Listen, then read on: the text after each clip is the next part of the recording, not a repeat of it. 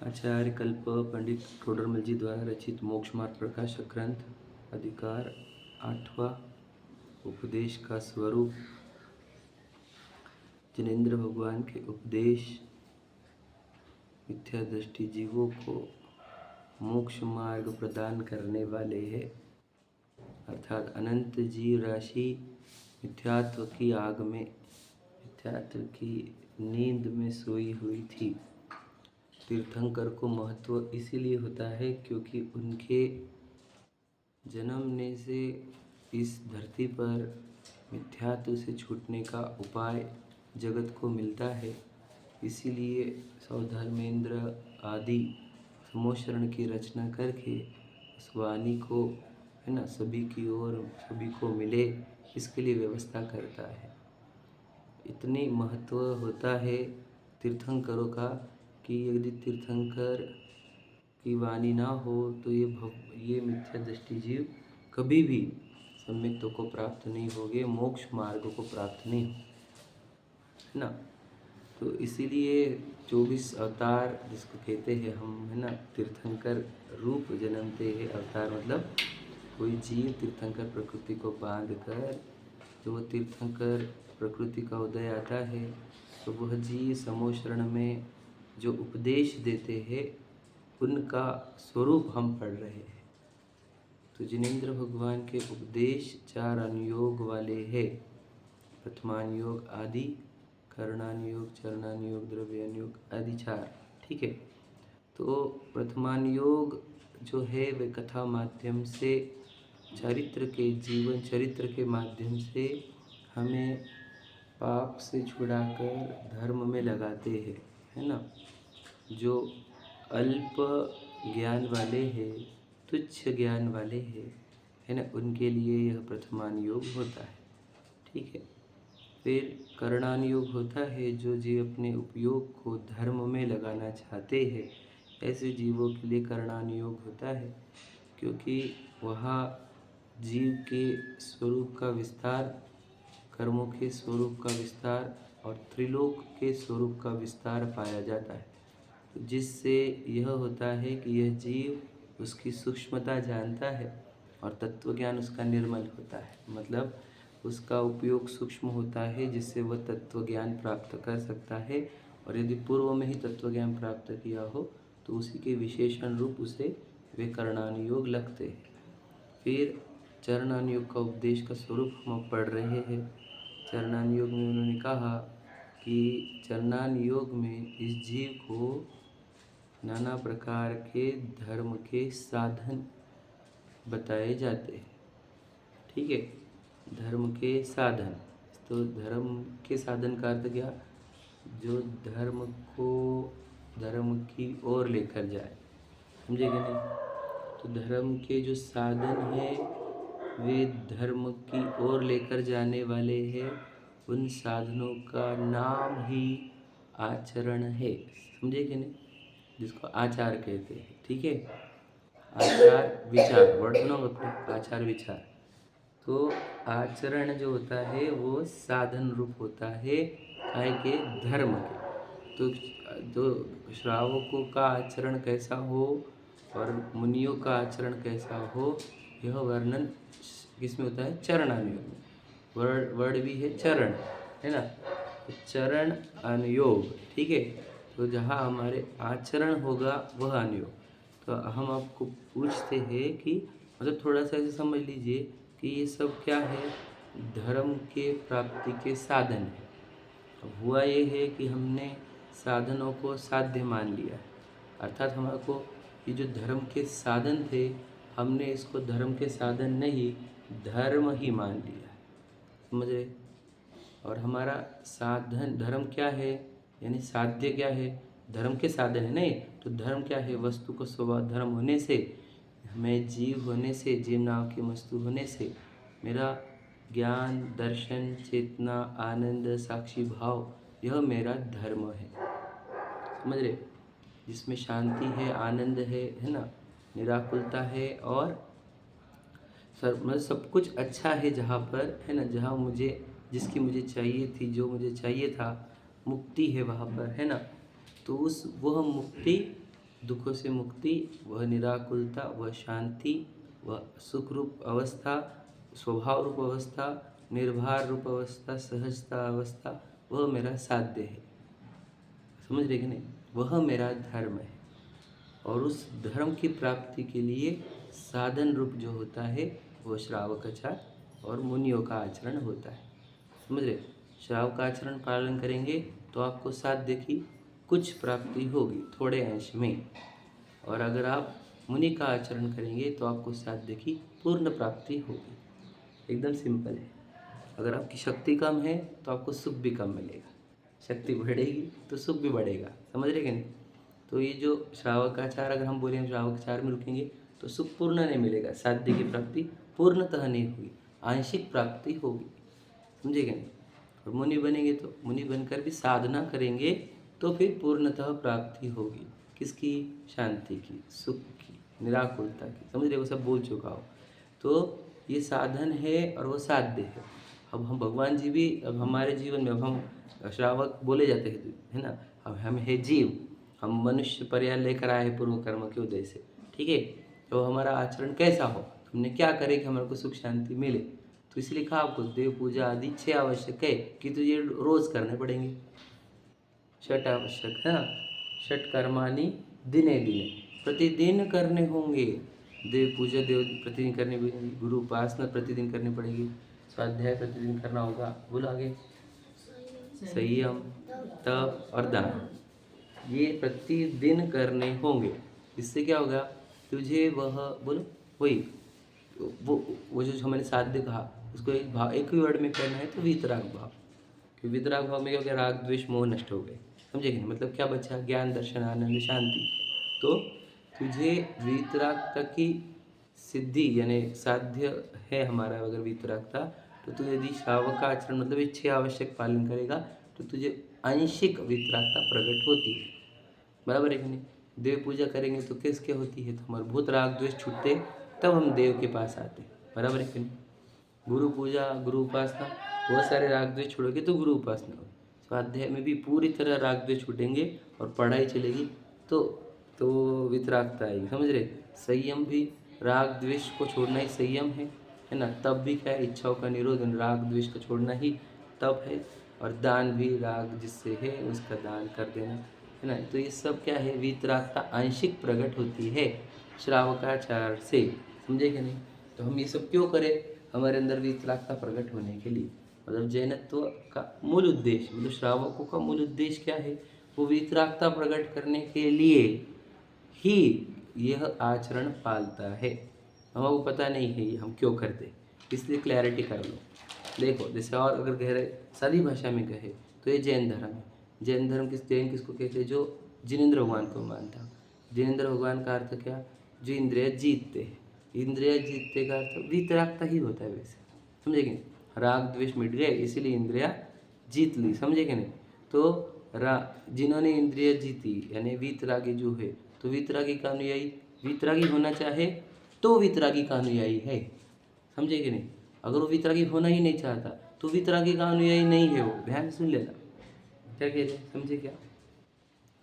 वीतरागी का अनुयायी तभी कहा जाएगा जब वह वीतरागता चाहता हो, वीतरागता के लिए प्रयत्नशील हो। समझ रहे?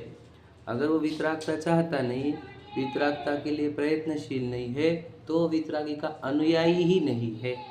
समझे? तो फिर जो जैनत्व में आए हैं वो जो जिए, समझे कि नहीं? वो घर में रहकर जी रहा है तो उसका पूरा जीना जो है, घर में रहकर जीना है ना, वह जीवन कैसा होना चाहिए? वीतरागता के लिए प्रेरित होना चाहिए। और अगर वह दीक्षा लेकर निकला है तो भी वीतरागता के लिए। समझे कि नहीं? अगर वह वीतरागता के लिए प्रयत्नशील ही नहीं है तो वह ना गृहस्थ है ना वो मुनि है। समझे कि नहीं? वो जैन ही नहीं है। ध्यान से लेना, क्योंकि जैन तो वो जिन इंद्रियों को जीतने के लिए प्रयत्नशील, यानी वीतरागता के लिए प्रयत्नशील। सीधी सीधी बात ही। समझे कि नहीं? तो चरणान योग आपको क्या करेगा? आपको इंद्रिय जिताने में और वीतरागता प्रकट करने में सहायक जो जो चीज़ें हैं वह करने को कहेगा। समझे क्या नहीं? और जिससे राग द्वेष बढ़ते हैं ऐसे कार्य छोड़ने को कहे। क्या समझे? तो फिर जो हमारे को होटल में खाने को मना किया है तो वो खाना है खाना है खाना है खाना है, भैया तो समझ नहीं रहा। चरणान योग ने तुझे मना किया है ना, इसका अर्थ है वहाँ बहुत राग द्वेष होते हैं, तो समझ ले। हमको रात को खाने को मना किया, चरणान योग बोल रहा है ना वहाँ पर राग द्वेष बहुत होते हैं, इसलिए तुझे मना किया। टेलीविज़न, मोबाइल फ़ोन या सिनेमा हॉल ये तुझे इसलिए मना किया क्योंकि वहाँ पर राग द्वेष बहुत होते हैं। समझे कि नहीं समझे? अब समझ लो, आलू प्याज क्यों नहीं खाने को बोला है, मांस भक्षण क्यों नहीं बोला है, तो बहुत राग द्वेष होते हैं नहीं सब चक्कर में। समझे कि नहीं? तेरी तू वितरागता के मार्ग से ही पतित हो जाएगा यदि तू मध्य मांस मधुर आदि करेगा। समझे कि नहीं? तो जो चरणानी बोल रहा है कि मत करो, वो बिल्कुल करो मत। सीधी बात समझो। चरणान युग के ऊपर अपना दिमाग मत लगाओ, नहीं तो फिर तुम्हारे को बोलो राग द्वेष की मात्राएं बढ़ेगी, वीतरागता के मार्ग से च्युत हो जाओगे, जैन ही नहीं बचोगे। इसलिए जो जैनत्व का इतना सा आचरण नहीं करता, जैसे क्या रात्रि भोजन त्याग नहीं करता, आलू प्याज आदि त्याग नहीं करता, है ना, रात्रि भोजन हो गया, रात्रि आलू प्याज त्याग हो गया, ऐसी चीज़ें जो बेसिक है वो नहीं पालन करने पर वो कहते हैं जैन ही नहीं है। बोलते क्या? जैन होने के 3 लक्षण ये तो करो, है कि नहीं? प्रतिदिन देव दर्शन करो, रात्रि भोजन त्याग करो, समझे कि नहीं? और छाना हुआ पानी पियो, आलू प्याज लहसुन आदि मत खाओ, क्योंकि ये राग द्वेष बढ़ाने वाले कार्य। समझे कि नहीं? मैं आपको इसको बहुत सारे साइंटिफिक रीज़न और भी बोल सकता हूँ, पर बोलना ये है कि ये सब आचरण हमारे जैन पने को टिकाएंगे। अब इनमें से कॉम्प्रोमाइज़ करना चालू कर दोगे, जैन ही नहीं बचोगे। समझे? याद रखना मेरी बात। जैसे जैन है कि नहीं है तो आपका उतना बेसिक आचरण चाहिए। हम आपको इतना नहीं बोल रहे हैं क्या अभी की अवस्था में क्या पूरी मर्यादा का ही खाओ। अब इतना कह रहे हैं बेसिक, तुम एक आलू प्याज लहसुन नहीं खाओ, होटलों का मत खाओ। समझे कि नहीं? देखियो, क्योंकि राग द्वेष बढ़ते हैं। टेलीविज़न, मोबाइल फ़ोन, थिएटर्स बंद करो, ठीक है नहीं? वो वेब सीरीज़ आदि गंदी चीज़ें मत देखो।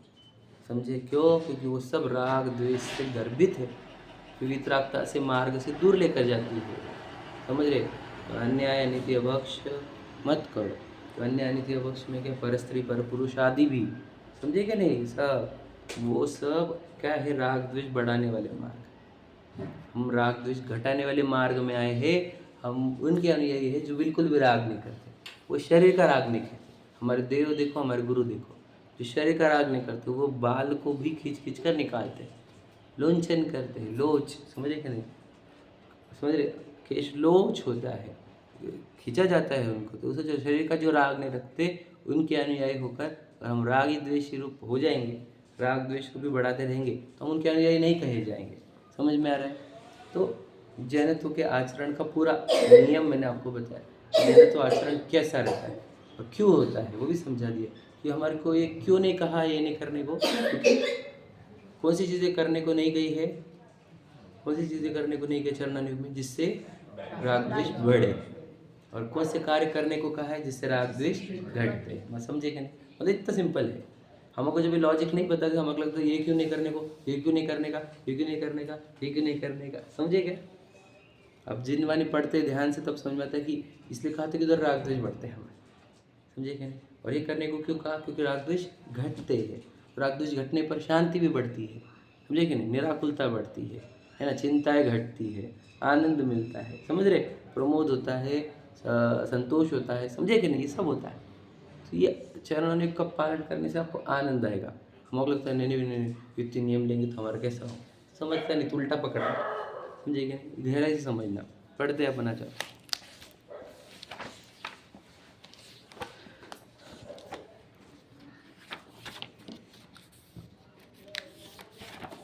अपन पहले 2 पैराग्राफ पढ़ चुके थे ना। हाँ, फिर से एक बार पढ़ लेते। अब चरणान योग का प्रयोजन कहते हैं। चरणान योग में नाना प्रकार धर्म के साधन निरूपित करके जीवों को धर्म में लगते हैं। वर्ड क्या है? धर्म के साधन। जो जीव हित अहित को नहीं जानते, है ना? हित अहित क्या है बताओ? हाँ वही, वीतरागता हित है या राग द्वेष अहित है।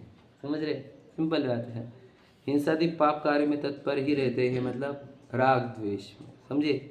उन्हें जिस प्रकार पाप कार्यों को छुड़ाकर धर्म कार्यों में लगे तो कहाँ से हटा रहे? तीव्र राग द्वेष से हटा रहे, और धर्म कार्य मंद राग द्वेष में लगा दिए। समझो? अंध राग में ही समझो। उस प्रकार उपदेश दिए उसे जानकर जो धर्म आचरण करने को सन्मुख हुए, वे जीव गृहस्थ धर्म व मुनि धर्म का विधान सुनकर आपसे जैसा सदैव वैसा धर्म साधन में लगते हैं। समझे कि नहीं? जितनी साधना करूँगा उतना साध्य मिलेगा, याद रखना।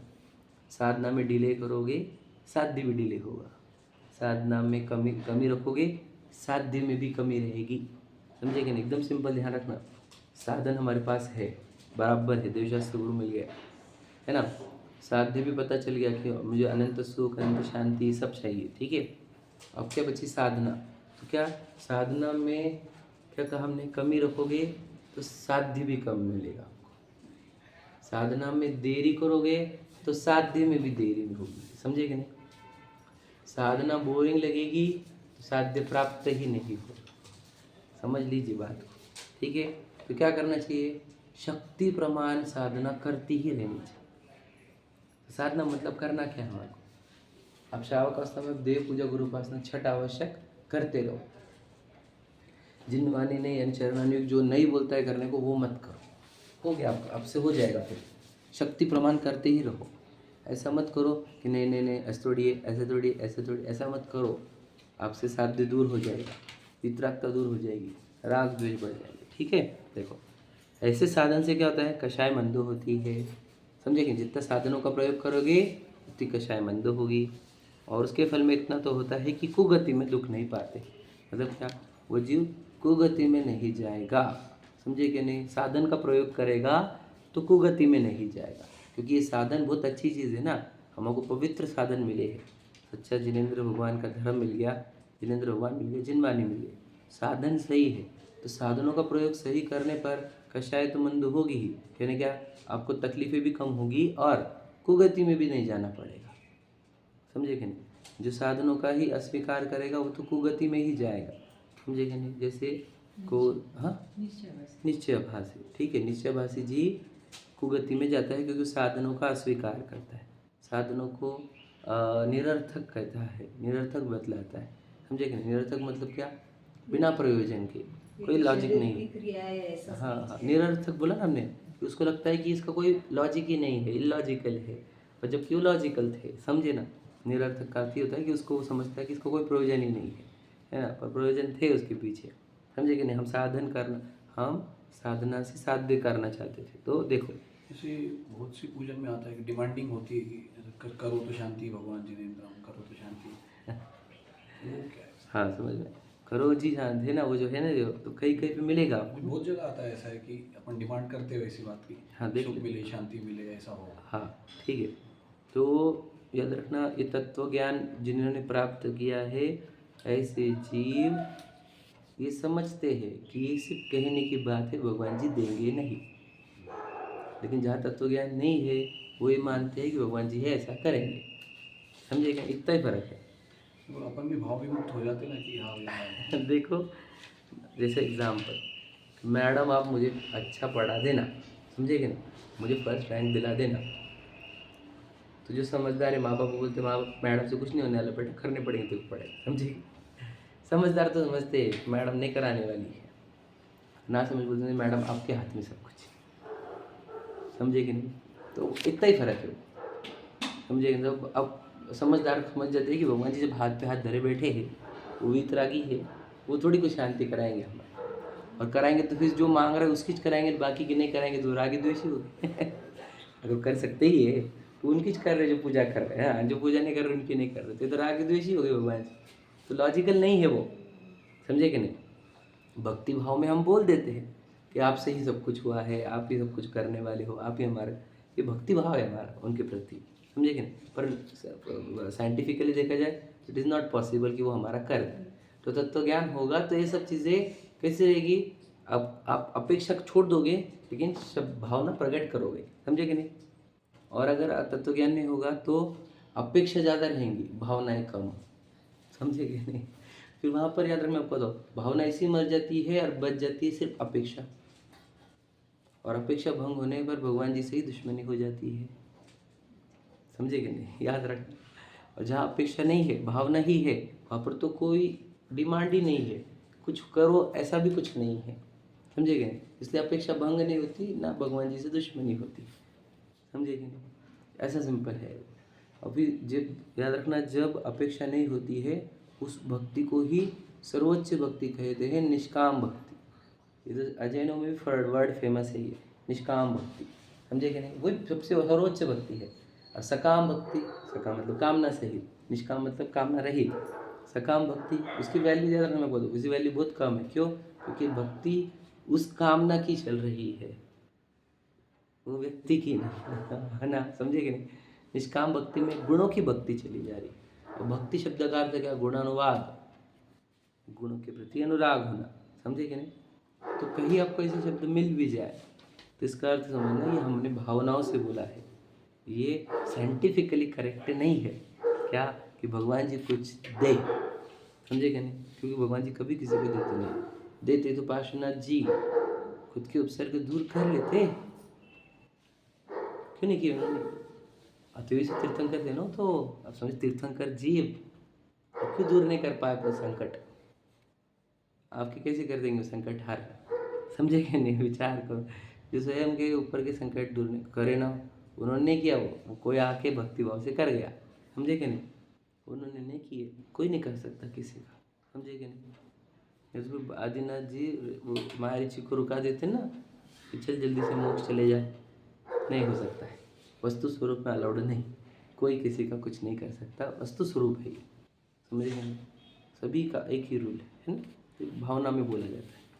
देखो कि किंतु सुगति में सुख प्राप्त करते हैं, ऐसे साधन से जिन मत का निमित्त बना रहता है वह तत्व ज्ञान की प्राप्ति होना हो तो हो जाती है। ऐसे साधन अगर आप करोगे तो क्या होगा? जिन मत का निमित्त बना रहेगा, मतलब आपको जिनेंद्र भगवान के धर्म से आउट नहीं किया जाएगा, आप जिनेंद्र भगवान के धर्म में रहोगे। समझे कि नहीं? सच्चे निमित्त मिलेंगे आप। और वहाँ पर भी क्या होगा? यदि आपने तत्व ज्ञान किया तो आपको निर्वाण हो जाएगा, और तत्व ज्ञान नहीं किया तो फिर वापस आप संसार में भटकोगे। समझे कि नहीं? आप बोलोगे कि हमारे को अगर वो तो फिक्स है ना हमारे ऐसे कि वो भव मनुष्य के वो सब, तो उसके बीच ये इतना सब हो सकता है। समझे कि नहीं?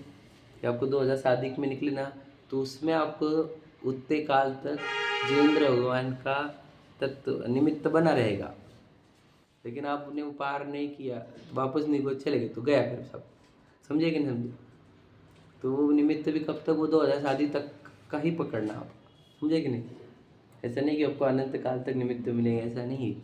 2000 शादी सागर उतना ही बस निमित्त बना रहेगा। समझे कि नहीं? उसमें मनुष्य वाले भाव वो वही काउंट होंगे। समझे कि नहीं? पता है आपको सब काउंट्स। तो इतना ही होगा कि आप अगर आपने साधनों का सही प्रयोग किया तो आपको निमित्त बना रहेगा, और तत्व ज्ञान होगा, उससे केवल ज्ञान होगा, उससे निर्वाण होगा। समझे कि नहीं? तत्वा श्रद्धा सम्यक दर्शनम का है ना, सम्यक दर्शन तो तत्व ज्ञान से ही होगा, तत्व की श्रद्धान से ही होगा। समझ रहे? तो यदि आप जिनेंद्र भगवान का मत प्राप्त कर रहे हो, जिनेंद्र भगवान के धर्म को प्राप्त कर रहे हो, तो आपको तत्व ज्ञान करना अनिवार्य है। और आप जैन धर्म में आए ही इसलिए हो कि तत्व ज्ञान प्राप्त करो। भूल गए वो अलग बात है। समझे कि नहीं? सब भूल गए कि मैं आया कहीं के लिए हूँ यहाँ पर।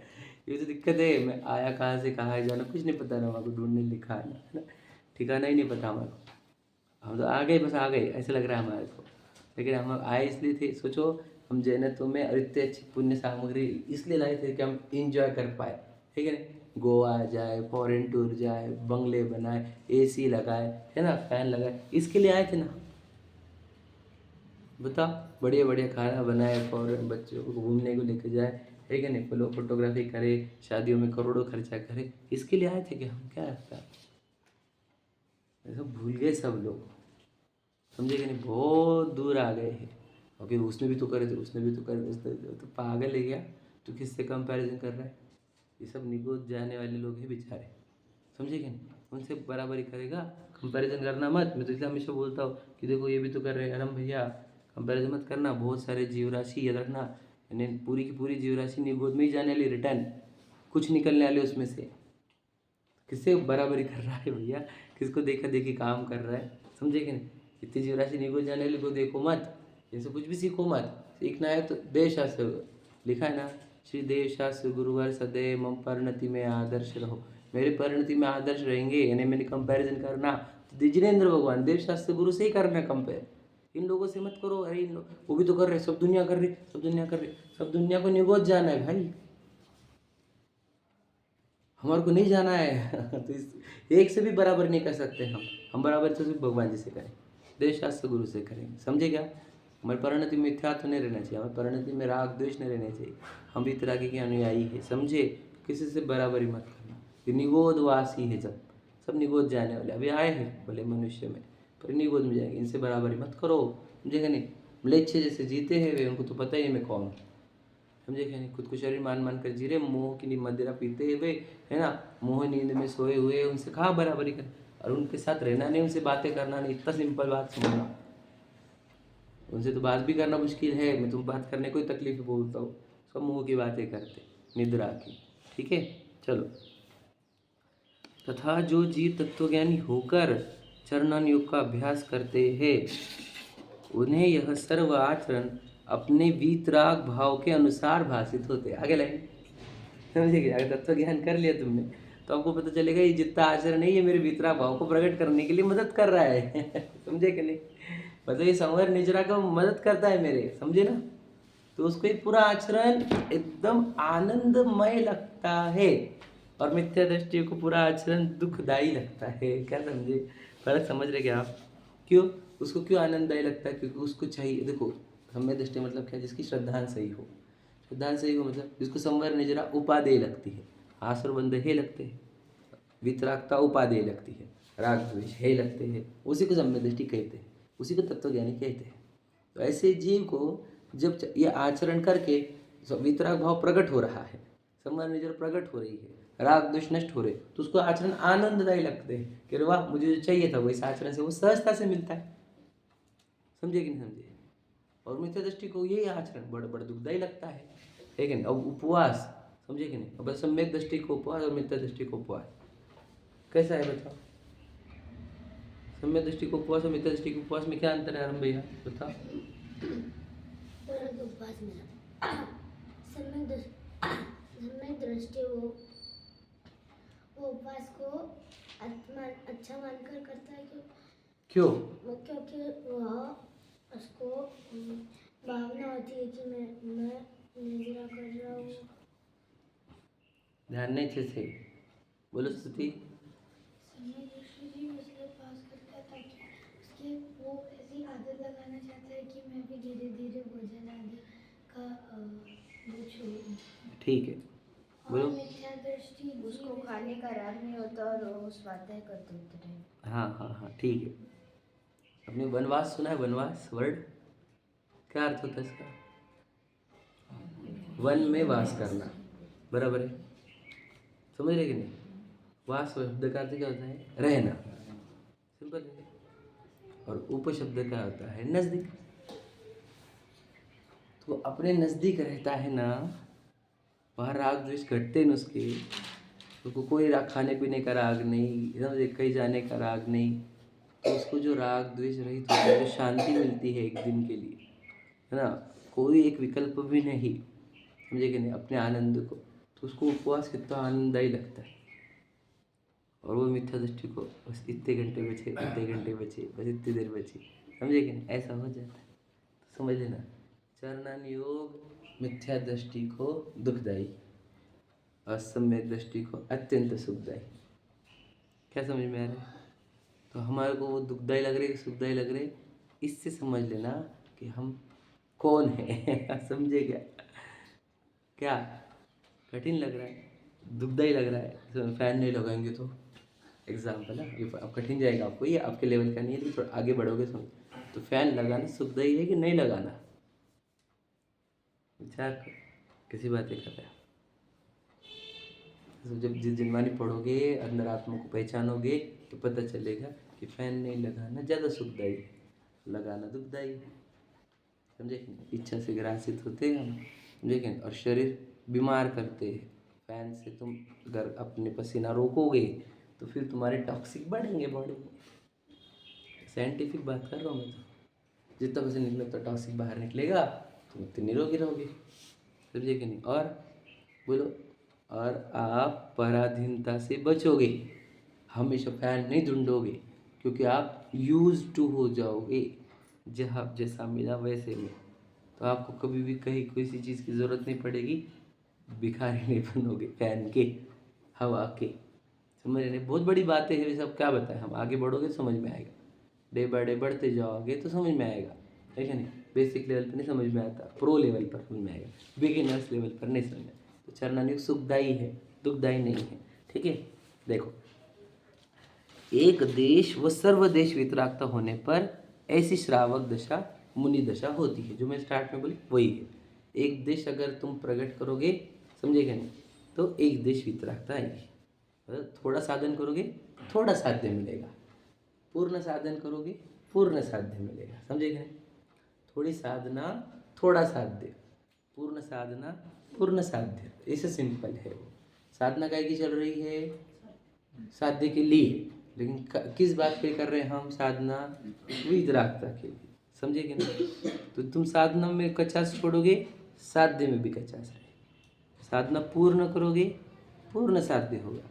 साधना थोड़ी मतलब श्रावक दशा, साधना पूर्ण मतलब मुनि दशा। इसीलिए श्रावक को, समझेगे नहीं, साधु वर्ण नहीं देते हम, मुनियों को साधु वर्ण, क्योंकि वे पूर्ण साधना कर रहे, साधना के रास्ते आत्मा के वास्ते चल, वो साधना के लिए ही निकले, तो साधना इनको समझ रही है, वितरागता की साधना, क्योंकि इनके निमित्त नैमित्तिक पना पाया जाता है। समझे कि नहीं? मतलब क्या का श्रावक का आचरण और एक देश वितरागता का निमित्त नैमित्तिक पना है, और मुनियों का आचरण और पूर्ण वितरागता का निमित्त नैमित्तिक पना है। मतलब क्या?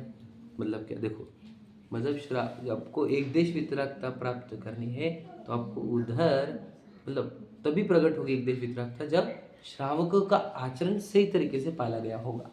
क्या समझे? और पूर्ण वितरागता तभी प्रकट होगी जब मुनियों का आचरण पूरी तरह पालन किया गया होगा। मतलब निमित्त निमित्त, इधर पूर्ण वितरागता हो और मुनियों का आचरण ना हो, ऐसा कभी होगा नहीं। समझे? यहाँ पर एक देश वितरागता है और श्रावक में अन्य अन्य अभक्ष चल रहे हैं, ऐसा कभी होगा नहीं। समझे? नहीं समझे? अन्य अन्य अभक्ष होता क्या है? राग द्वेष होते हैं, समझ रहे ना? और क्या होता है, समझ रहे कि नहीं? तो क्या कहना है कि श्रावकाचरण का और एक देश वितरागता का निमित्त नैमित्तिक संबंध है, और मुनि आचरण का और पूर्ण वितरागता का निमित्त नैमित्तिक संबंध है। समझ में आ रहा है? तो श्रावकाचार पालन क्यों करना? एक देश वितरागता प्रकट करने के लिए। ये लॉजिक समझ रहे क्या? हम कभी देखो कनेक्ट नहीं कर पाए चीज़ों को, है ना? इंटरकनेक्शन नहीं जोड़ पाए हम कि हमारे आचरण का और हमारे साध्य का क्या कनेक्शन है। हमारे से पार्ट पार्ट में धर्म को समझे हैं कि ये भी धर्म, ये भी धर्म, ये भी धर्म, तो इन सबका एक लिंक है, वो हमारे को पता नहीं है। समझे कि नहीं? पूरा की पूरा लिंक है सबके अंदर। मेरे सब काय के लिए? मेरे साध्य की प्राप्ति के लिए। कौन से? शांति, आनंद, वितरागता, उसी की प्राप्ति के लिए है। समझे कि नहीं समझे?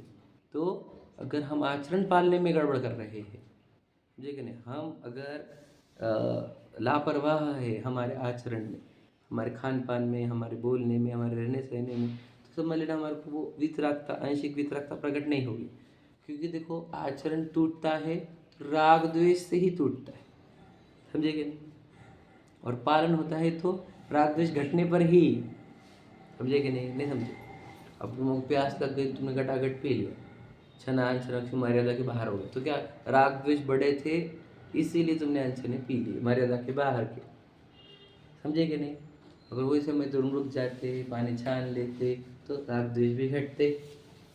हाँ, समझ रहे कि नहीं? मतलब आचरण टूटता है तो राग द्वेष से ही टूटता है, और आचरण है क्या?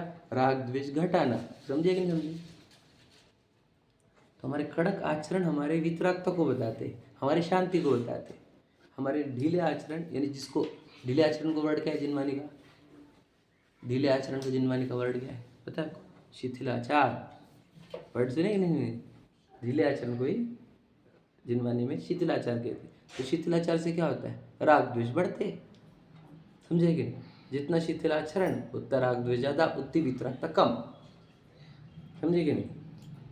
और योग्य आचरण को क्या कहेंगे? शिथिलाचार, शिष्टाचार, ऐसा एक वर्ड नहीं, वैसे और वर्ड है। मतलब क्या?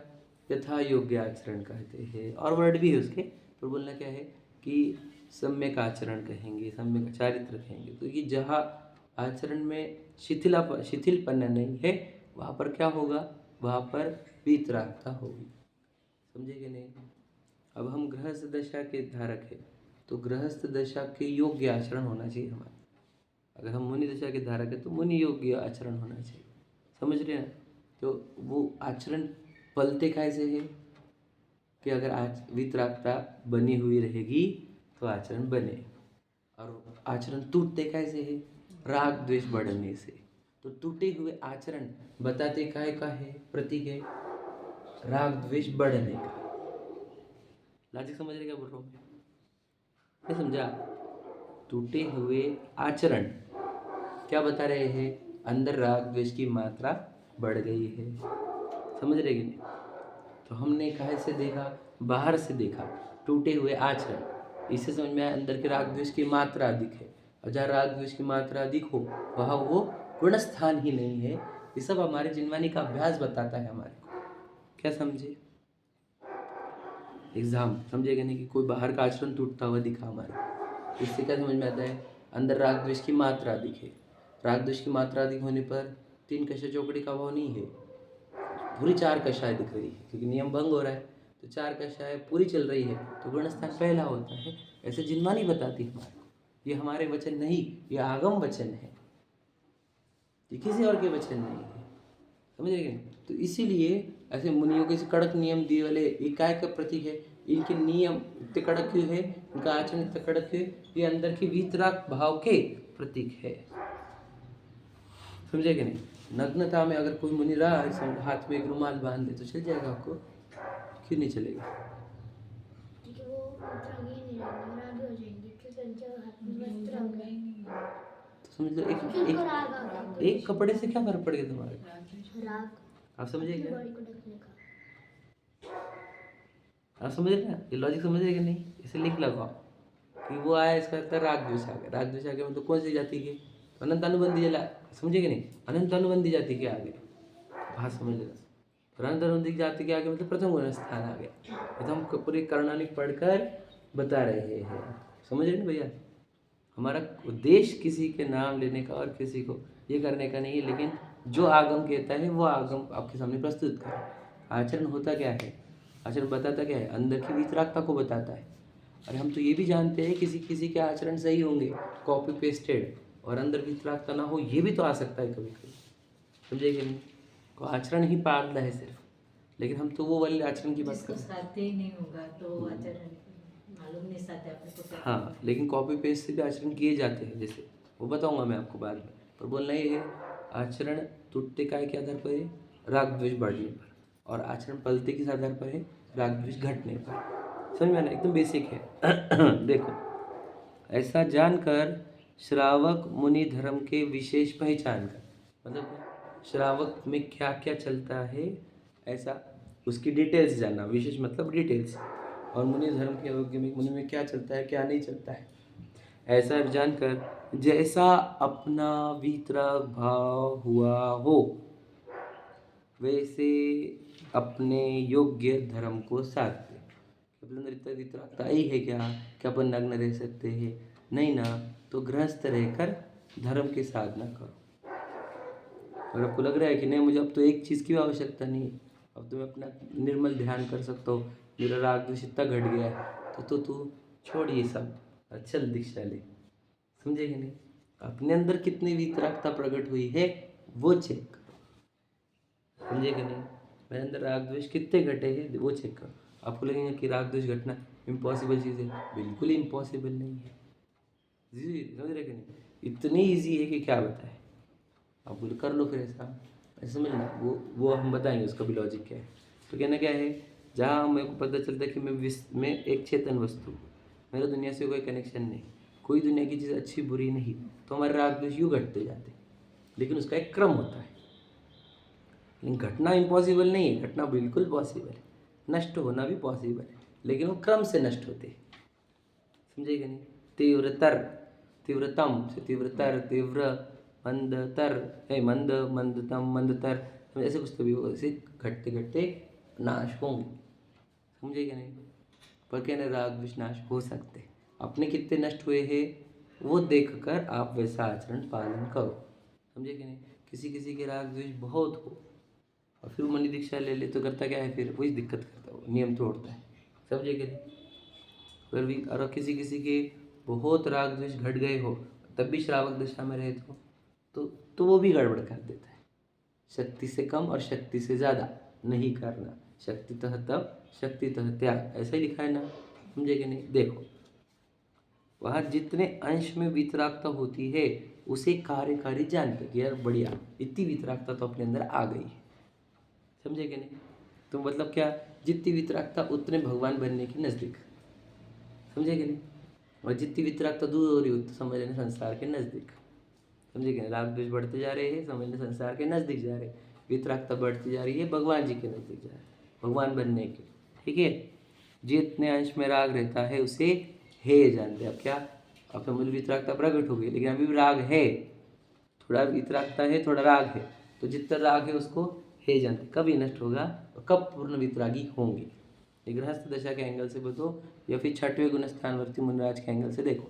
क्या कहना कि वितरागी तो हो गए कुछ अंश में, ठीक है, तो लेकिन अभी भी राग है, पाँचवें गुणस्थानवर्ती वाले को भी, चौथे वाले को भी, छठवें गुणस्थान, तो ये भावना भाते हैं कि ये राग का भी अभाव, पूर्ण वितरागता हो, तो उसकी वो वर्तमान राग के प्रति हे बुद्धि है, मतलब क्या भी चाहते हैं ये नष्ट हो, है ना, और पूर्ण वितरागता प्रकट हो, समझ में आ रहा है ना।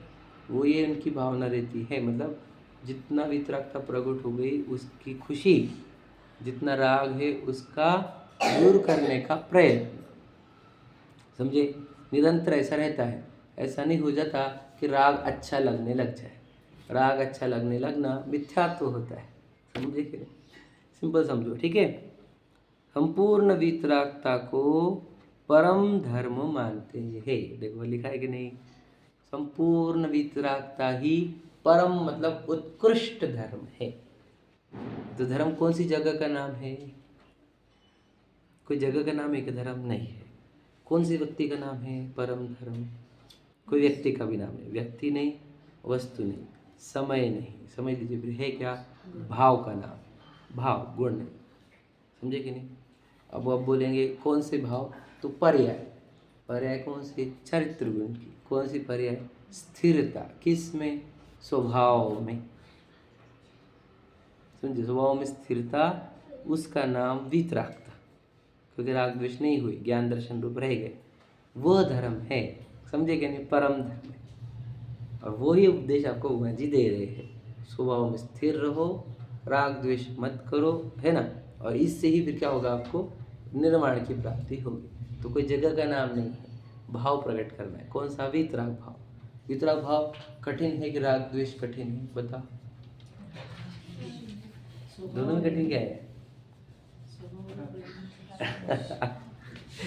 राग द्वेष समझो इजीली करते हैं हम तो, है कि नहीं, और वितराग तो बड़ी कठिन लग रही, तो समझा नहीं भैया, तो बहुत दूर हो गया ना, इसलिए जैसे लग रहा है। वितरागता ऐसी है कि कुछ नहीं करोगे तो वितरागता है, राग द्वेष करने के लिए तो बहुत मेहनत करनी पड़ती है, उसको बुरा देखना पड़ता है, उसको शरीर देखना पड़ता है, समझे कि नहीं। उसने मेरे साथ बुरा किया ये मानना पड़ता है, समझे कि नहीं, तब राग द्वेष होते हैं। और वितरागता के लिए तुझे जो जैसा है वैसा देख, अपने आप वितरागता है कि उसने कुछ किया नहीं, वो शरीर नहीं, समझे कि नहीं, ये भाव वर्तमान भाव उसके नहीं, ऐसा देख, वितरागता पर सहज है, वितरागता सहज है, राग द्वेष कठिन है, समझे कि नहीं। ऐसा चरणानुयोग देखो, चरणानुयोग क्या है, आपको वितरागता की ओर लेकर जाने वाला। अच्छा है क्या बुरा है, अच्छा है, बुरा तो है ही नहीं, समझे कि नहीं। जिनेंद्र भगवान के उद्देश्य बुरे तो हो ही नहीं सकते, तो बस चरणानुयोग बुरा लगे तो समझना मिथ्या दृष्टि, हमको वितरागता प्रकट करनी नहीं, हमको राग द्वेष बढ़ाने, इसलिए आपको आचरण बुरे लग रहे हो। कोई भगवान जी वाले सोचो, मुनराज वाले आचरण भी और गृहस्थ वाले आचरण में बुरे लग रहे हैं, इसका अर्थ हम मिथ्या दृष्टि, समझ में आ रहा है। चलो समय हो गया, बाकी कल पढ़ें।